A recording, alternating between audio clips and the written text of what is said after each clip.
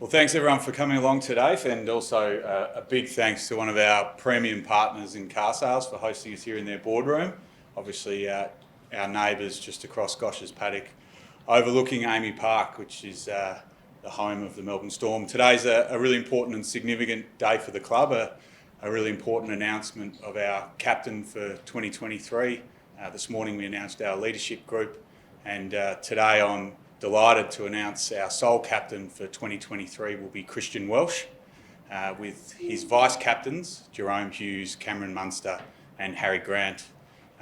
Being captain of a football club is a real privilege and honour, particularly for the captain of the Melbourne Storm this year, celebrating our 25-year anniversary. And for Christian to have come through our under-20 system, debuted in 2015, he's now played 118 games. He's represented his state in State of Origin for Queensland. He's a premiership player for the Melbourne Storm, played in 3 grand finals. He leads this club on the field with his actions, but also off the field with what he does around the club and within the community. He's a board member of the RLPA and one of the best people in rugby league, and certainly someone at our club who we all hold in high esteem and with the utmost respect. So on behalf of everyone from the Melbourne Storm, today I'm really excited to announce that Christian Welch will be our captain for season 2023. So please put your hands together for Christian. Yeah. So Christian doesn't have to talk about himself, but how did the process work? Was it like player driven or how? Yeah. It's a good question, Mel. Basically, Craig Bellamy, entering his 21st season, plays a huge role in selecting our captain. You think about the captains before Christian, it's an illustrious group going back to Glenn Lazarus, obviously Robbie Kearns and Cameron Smith, and last year obviously Christian shared the duties with Jesse Bromwich. Unfortunately went down injured and didn't get the chance to play the whole season, but the process over the pre-season was to canvass views from across the club, the playing group, coaches, executive and board, and through that process it was determined that Christian was the standout club captain. But importantly, I think, from a leadership point of view, it really is an embarrassment of riches for us, not necessarily in terms of experience in age, but the quality of people that we have in our leadership group, and the vice captains who are here today, in particular Harry Grant, Jerome Hughes and Cameron Munster, are leaders on the field and off the field as well, and they'll be there to support Christian through the course of the season. What does it mean to you, Christian? It's a really proud moment. Come down to Melbourne as an 18-year-old, and it's been 10 years, and I really love this club, the people here, what we're about, what we stand for, and it's a huge honour to be captain, and it's not something I take lightly. It's a really something that I'll cherish for a long time. But as I said to the boys today in the meeting, it's a group effort, and we've got we've got 6 guys in the leadership group, and we've got the 3 vice captains, and Harry, Jerome, and Munster, that we're all leading together. We're all working hard to set the standards off the field, but also on the field. I need these guys who are they're our really important spine players. They'll push the team around, and I'll just work on just making the tackles. So we've got a great group of guys, as Justin said. Senior guys, rep players, been around a long time, and it's time for us to really take the club forward. Was there ever a temptation, maybe because you did have last year out, and coming back from injury, that it might have been a lot to carry? I suppose that maybe you didn't want to do it this year, or you always, No, I've always been pretty keen. I think I really care a lot about this club and the people in it, and it certainly. It doesn't take away energy from me. If anything, gives me energy. Being involved and really passionate about driving this club forward. You've had your fair share of injuries over your time. Do you feel like that's kind of shaped your leadership approach and I guess how you address the team?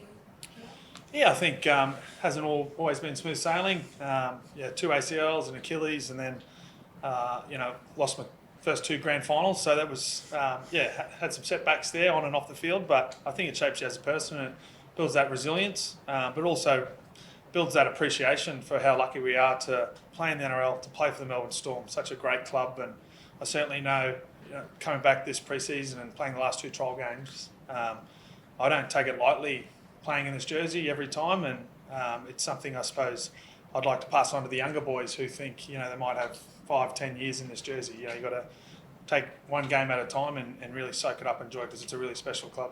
And as a standalone captain now rather than the co-captain last year, does it feel like a bit of added pressure that it's, you know, obviously you're supported by the group, but that you're sort of main head now? Not really, to be honest. We're all very close. We're all leading our own ways, and we've got a great group of senior guys here who are going to drive it forward. So it's probably a lot of more flatter leadership model than when we had Cam Smith, our head honcho, and I think there's so many guys here who bring different attributes to leaders and how they like to lead the team. So I think it's going to be great going forward. Joel, so obviously he's joined the club and to work with the leadership group. Yep. Yeah, what has he sort of brought to the club, and what do you think you've learned from him even just in a short time? Yeah, it's been interesting seeing Joel, and I suppose a bit of a contrast on how he approached his footy, and it's been really refreshing seeing how, you know, he, after a loss or a win, he still wants the guys coming into the club on Monday, you know, not being able to tell what the result was. I think he's all about the process and not necessarily the result, and I think that's something we can get better at the Storm, is really kind of just sticking to the process and really enjoying ourselves and bouncing in and getting around each other, and hopefully that Belzer takes a little bit on board. Justin, can I ask you just one about Cameron? Obviously, you know, he's one of your superstars and super popular with the players and that, but what have you seen, I guess, in the last year or so that he wasn't in the leadership group for a while there, and now to come back and be a vice captain? Yeah, I think it's a credit to Cameron with the way that he's conducted himself. You know, he's obviously had some challenges off the field over the years, and we love Cameron for the person that he is and the energy he brings to the club. Over the last 12 months, he's, I think, led with his actions. He's had a baby, he's got a young family now, and I think that he's showing through the way that he prepares, the way that he comes to training, and the way that he acts around the club, that he's ready to rejoin the leadership group and be a big part of driving this club forward for the next 4 years, because as we all know, he's a superstar player, and the value he adds to us on the field but also off the field is really important. And so I just think it's a great credit to him that the club, the coaches and the players have seen the value that he brings, and that he's now back in the leadership group. The club's, Christian, the club's got a pretty proud record in round one, so I guess you don't want to be the first captain. Bells has never lost round one, you know that.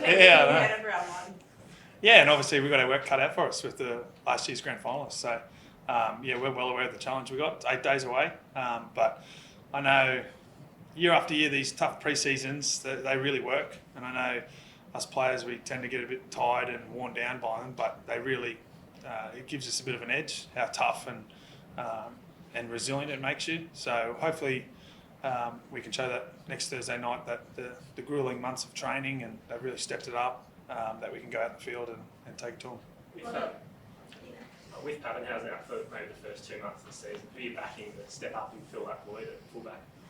Yeah, I think Nick Meaney's had a great pre-season. He's played well in the trials. He's a really good footballer. I think we saw it last year, his utility, his ability to play a variety of different positions. So he's been great. We've got young Sewer, a young Victorian lad who a few of you would have seen probably the week before, some of those big line breaks. So we've got some really exciting players coming through, and I think it's a testament to the club that obviously while Paps is out, that next crop coming through are being developed, and they're pushing themselves out there on the training paddock each week. And I think that shows every year we lose 3, 4, 5 players, and the club does a great job at really developing homegrown players and young 18, 19-year-olds to rise up and take those spots. With the player movement over in the off-season, what's sort of your expectation for this team for the season and going ahead? Yeah, I think we want to be a really tough, aggressive football side, and I think we've got some really good pickups as well. We've lost a lot of players, but we've also picked up some really nice guys. Eli Katoa, Will Warbeck, we're starting to see the benefits. He's come across from Rugby Union. He's an Olympic silver medalist. He was fantastic on the weekend, and Tarek Sims has been injured, but he's going to come in. He adds a lot to our group. So we've lost a bit, but we've also picked up a lot. And also, these guys we have in this room, these 3 guys, our spine players, they're the best in the competition. So we just got to stay healthy, I think, and we should be all right. You played in the scratchies your first couple of games back from that Achilles injury. How's the body and how are you feeling towards round one? Yeah, the body's really good. It's good first 2 hit-outs, and the trials are interesting. The first one, it's probably a good opportunity for the younger guys to really showcase what they've done for the pre-season and wear that purple jersey the first time. It's a really proud moment. We had a post-match function in Geelong, and so many parents made the trip from New South Wales, Queensland, New Zealand to come watch their boys.